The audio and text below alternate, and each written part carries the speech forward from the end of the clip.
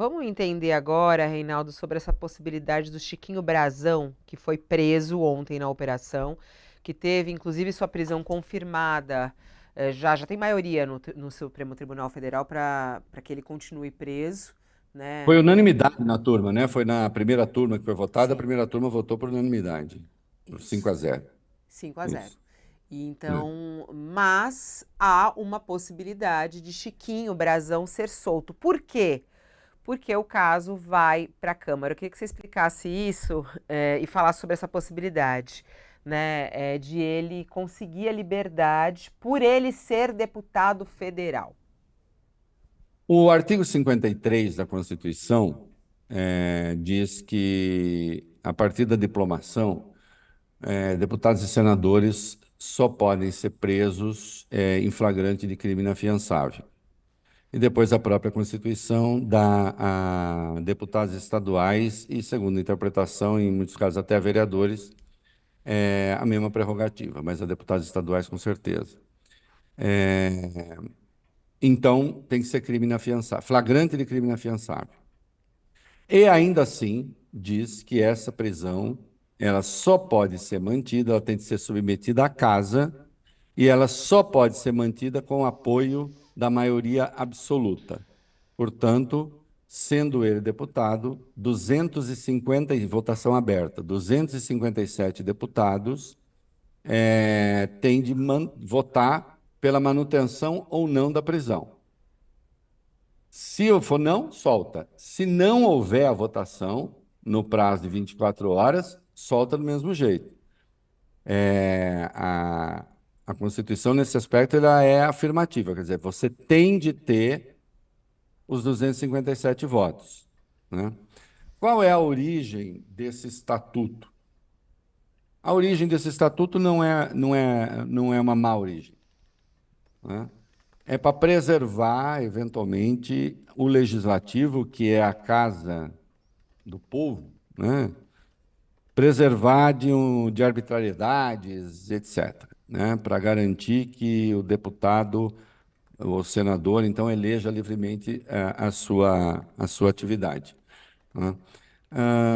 É claro que eu acho que isso, no mundo moderno e dada a realidade do Brasil, isso deveria ser revisto e tem de ser por emenda constitucional, né?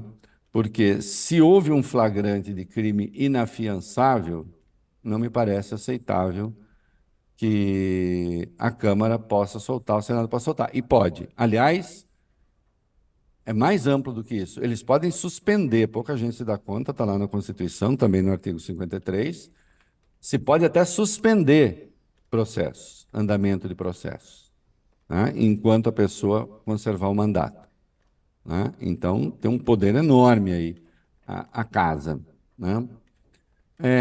Tem muita gente falando aqui, ali no bochicho, de que não houve flagrante de crime inafiançável, né? Que o Alexandre exagerou ao considerar o flagrante de crime inafiançável. Não. Jurisprudência do Supremo, firmada já faz tempo, né? Obstrução de investigação é considerado crime continuado, e sendo considerado crime continuado, o estado de flagrância, de flagrância. O estado de flagrância, o flagrante continua. Então, o flagrante continua, ele é permanente. Por isso, ele foi preso. Flagrante de crime inafiançável. Obstrução da investigação. Foi isso que se apontou ali, né? Você tem os outros elementos que justificam a prisão preventiva, né? Evidências de autoria, tem tudo ali, mas essa questão da obstrução da investigação, né? Então, como a flagrância continua, teve a prisão decretada, como aconteceu com Daniel Silveira, ali naquele caso, por causa do vídeo, né? Por que é que se considera que ele obstruiu a investigação? Bom, aí, inclusive, tem uma passagem notável na própria decisão da Polícia Federal, no despacho da Polícia Federal, o que a gente vê ali, né, o que a Polícia Federal aponta? Bom, ele era deputado, ele foi ser secretário da prefeitura. Segundo jurisprudência do Supremo, quando a pessoa vai ser secretário,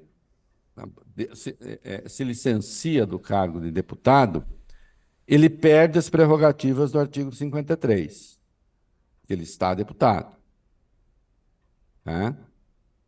Inclusive no que diz respeito à imunidade, outras imunidades de opinião, etc. Ele perde aquela imunidade no exercício de outro cargo.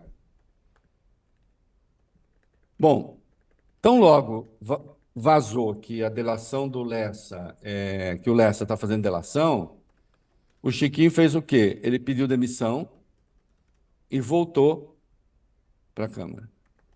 Né? E isso foi entendido, a Polícia Federal entende ali, como uma tentativa de driblar, né, a eventual decretação de uma prisão. Então, o Alexandre decretou a prisão, referendada por unanimidade pela turma, pela primeira turma, e agora a Câmara precisa de 257 votos. Né? Uma maneira de soltar esse cara, deputado que quiser contribuir para soltá-lo, ou para tentar soltá-lo, é simplesmente não aparecer para votar. Porque se não tiver 257 votos, ele vai ser solto. E vai aguardar o andamento das coisas em liberdade. Porque precisa ter os 257 votos. Isso, quando menos, deveria ser o seguinte, entendo eu, né? Ah, queremos manter esse cuidado e tal. Então, deveria ser assim, né? Um mínimo de decência nessa história foi preso por flagrante de crime inafiançável, você só pode soltar com 257 votos. Entendeu? Não sei se ficou clara a diferença que eu estou fazendo. Você precisa ter 257 votos para soltar, não para manter preso. Porque aí sim, se o cara, o deputado, o senador, tem que se mobilizar. No caso do Senado, a maioria absoluta do Senado. Ele tem de se mobilizar, não tem essa. Agora, aqui basta o sujeito não ir.